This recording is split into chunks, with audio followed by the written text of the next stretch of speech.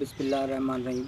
नाज़रीन, अॼु तव्हांखे जेको आहे सो प्रोग्राम जो ॿियो हिसो ॿुधाईंदासीं। प्रोग्राम जे ॿिए हिसे में असीं सूमरनि जे दौर ते बहस कंदासीं। सूमरनि जो दौर जेको आहे सो 1052 खां 1351 जो दौर आहे। हिन दौर खे सिंधी अदब जो बुनियादी दौर चई सघिजे थो, छाकाणि त हिन दौर खां अॻु जेको आहे सो को बि असांखे मुस्तनद सबूत न मिली सघियो आहे सिंधी ॿोलीअ जो या सिंधी शेर जो।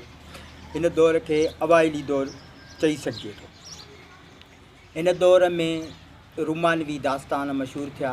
शाह लतीफ़ जे 7 सूरमिन मां 6 सूरमिन जो तालुक़ु हिन दौर सां आहे, जहिड़ो क ससुई पुनू आहे, उमर मारवी आहे, लेला चनेसर आहे या सुहिणी म्यार आहे। इहे सभु जेके आहिनि किसा सूमरनि जे दौर सां तालुक़ु रखनि था, सवाइ नूरी जाम तमाची जे जेको किसो समन जे दौर जो आहे, जंहिंखे शाह लतीफ़ कामोड सुर में ॻायो आहे।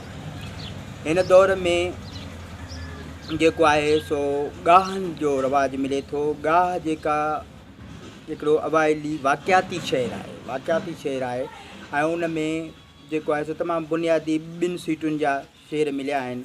ऐं उनखे जेको आहे सो मेमन अब्दुल मजीद सिंधीअ जे चवण मुताबिक़ त उन्हनि दास्ताननि खे पुरसर बनाइण जे लाइ उन जे विच में शेर चयो वेंदो, उन अवाइली शेर खे गाह चयो वेंदो। गाह जो लफ़्ज़ जेको आहे सो ॻाए या ॻाइण मां निकितो आहे।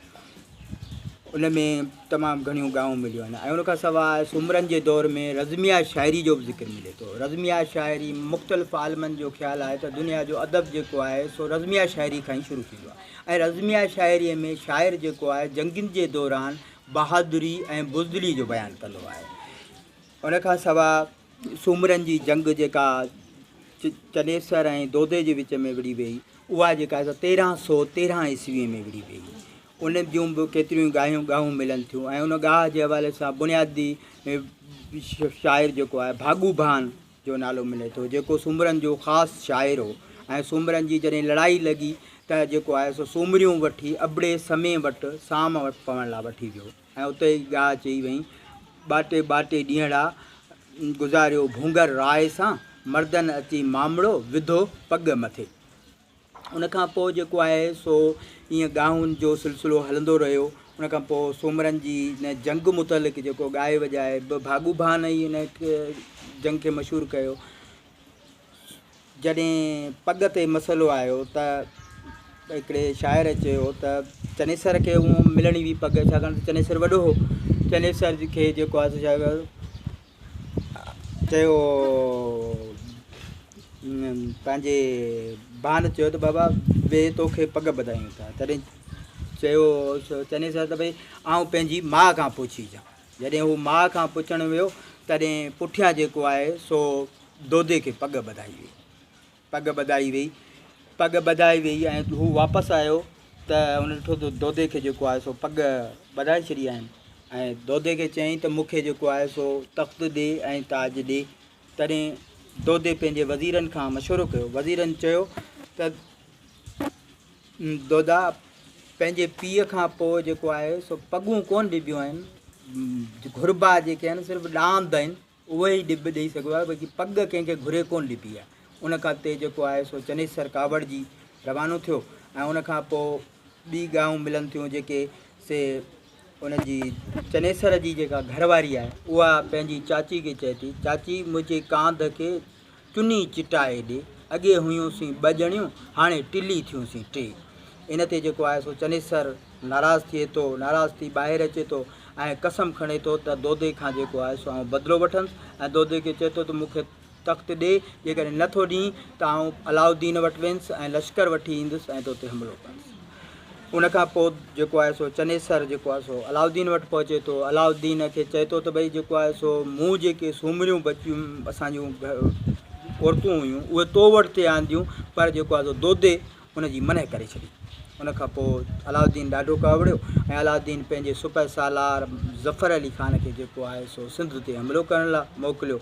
तमामु उन लाइ जेको आहे सो दोदे पंहिंजे भाइटे नंगर खे जेको आहे सो सुलह लाइ मोकिलियो त अलाउद्दीन चयो त मूंखे जेको आहे तव्हां बाग़ी जो संग ॾियो, पोइ अभी पाण में परचो। जंहिं तां नंगर जेको उन जवाबु ॾिनो ऐं उनखां पोइ खूनरेज़ जंग लॻी। दोदो उन जंग में मारिजी वियो। ईअं जंग खां पोइ जेको आहे सो ॿिन्ही खे पछतावो थियो त भई जेको आहे सो असां हक़ बे ना कजो दुनिया जे चवण ते या पंहिंजी अना जे ख़ातिर ई सभु कुझु विञाए छॾियो। उन खां सवाइ मेमन अब्दुल मजीद सिंधी जे चवण जे मुताबिक़ त सैफुल मलूक जो जेको दास्तान आहे उहो बि सूमरनि जे दौर सां तालुक़ु रखे थो। उन खां सवाइ ॾमण सोनारो जेको राजा दिलू राय जो वज़ीर हो उन जो क़िसो आहे उहो बि इनखे मेमन अब्दुल मजीद चए थो त सूमरनि जे दौर सां तालुक़ु रखे थो। उन खां सवाइ असांखे सूमरनि जे दौर में जेको आहे सो मज़हबी शाइरी बि मिले थी। मज़हबी शाइरीअ में पीर शम्स सब्ज़वारी जो बेत कुझु मिलनि था जेके तमामु घटि आहिनि ऐं उहे किथे तारीख़ुनि में कोन अची सघा आहिनि। उन खां सवाइ मज़हबी शाइरी में असांखे गुनान मिलनि था। गुनान छा आहे? गुनान जेको आहे सो हिकिड़ी मज़हबी शाइरी आहे। गुनान जेको आहे सो पीर सदरुद्दीन चया आहिनि। पीर सदरुद्दीन जेको आहे सो 1200 ईस्वी में ॼाओ ऐं 1409 ईस्वी में वफ़ात कई। पीर सदरुद्दीन जेके गुनान चया उन में हुन पंहिंजे ख्वाजा जेको कबीलो उन जी जेका आहे सा तबलीग कई आहे। तबलीग में उन जेको शेर चयो आहे उनखे गुनान या गयान चयो वञे थो। उन खां सवाइ पीर सदरुद्दीन जी ॿी वॾी ख़िदमत इहा आहे त हुन ख्वाजकी सिंधी तरतीब ॾिनी जंहिंमें 40 अखर आहिनि, तंहिंजे करे उनखे 40 अखरी बि चइजे थो। 40 अखरी में जेको आहे सो हू पंहिंजनि मुरीदनि खे जेको आहे सो मज़हब बाबति ॼाण लिखी ॾींदो हो। उन खां सवाइ जेको आहे सो सूमरनि जे दौर में गीच जो नमूनो मिले थो। गीच जंहिंखे असीं हींअर जदीद सिंधीअ में सहरो बि चऊं था। सहरे खे जेको आहे सो ख़ुशी जे मौक़े ते ॻायो वेंदो आहे। सहरे जी बि हिकिड़ी शाइरा जेका आहे सूमरनि जे दौर जी असांखे मिले थी उहा मुर्खा शेखण आहे। मुर्खा शेखण जो बि शेर मिलियो आहे। उन खां सवाइ जेको हिन दौर में हिन शाइरी जूं जेके फ़नी ख़ूबियूं आहिनि उहो फ़नी ख़ूबियुनि खे बि असांखे सम्झणो पवंदो छाकाणि त जेके सूमरनि जे दौर में बेत या ॻाहूं जेके मिलिया आहिनि उहे हिंदी शाइरी जी सिर्फ़ ते मिलिया आहिनि जेके सोठा छंद ऐं दोहा छंद बेत में 2 सीटूं हूंदियूं आहिनि ऐं उन में काफ़ियो जेको आहे सो आख़िर जो ईंदो आहे ऐं सोठा छंद बेत में जेके आहिनि से 2 सीटूं हूंदियूं आहिनि पर उन जो जेको काफ़ियो हूंदो आहे उहो विच में ईंदो आहे। इहे जेका आहे सो फ़नी ख़ूबियूं हुयूं हिन शाइरीअ जूं। बाक़ी 2-3 सीटुनि जा बेत मिलिया आहिनि। उन 2 सीटुनि में पहिरीं सीट जेका आहे सोठा छंद जी आहे त ॿी जेका आहे सा दोहा छंद जी आहे, वरी आख़िरी दोहा छंद जी आहे। अहिड़े नमूने सां इहे बेत मिलिया आहिनि। इहो ई सूमरनि जे दौर जी शाइरी आहे। इन खां सवाइ को बि असांखे शाइरी सबूत न मिलियो आहे। हाणे सुभाणे असां सूमरनि जे दौर में जेके सूरमियुनि जा क़िसा शाह लतीफ़ जा मिलिया आहिनि उन्हनि मां सभ खां पहिरीं सूरमी उमर मारवी आहे। सुभाणे उमर मारवी जो दास्तान तव्हांखे ॾींदासीं। तेसिताईं ॾींदा इजाज़त। साथ सलामत सिंध।